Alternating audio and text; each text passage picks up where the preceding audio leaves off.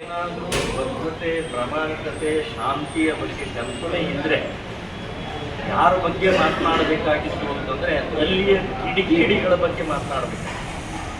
1,000 ಜನರನ್ನು ಗುರುತಿಸಿದರೆ ಪೊಲೀಸ್ ಇಲಾಖೆಯವರು ಒಬ್ಬನಾದರೂ RSS ವ್ಯಕ್ತಿಯನ್ನು ತೋರಿಸ್ತೀರಿ. ನೀವು RSS ಏನು ಮಾಡ್ತಾ ಇದೆ ಅಂತ ಗೊತ್ತಿದೆ ನಿಮಗೆ.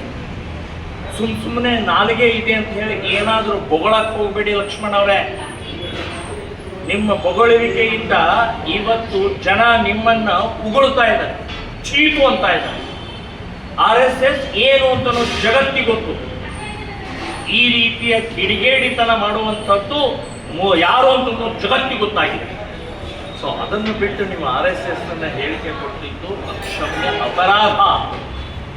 ವಾಪಸ್ ತಗೊಳ್ಳಿ. ನಿಮ್ಮ ಮಾನ ಮರ್ಯಾದೆ ನಿಮಗೇನಾದರೂ ಇದ್ರೆ ವಾಪಸ್ ತಗೊಳ್ಳಿ.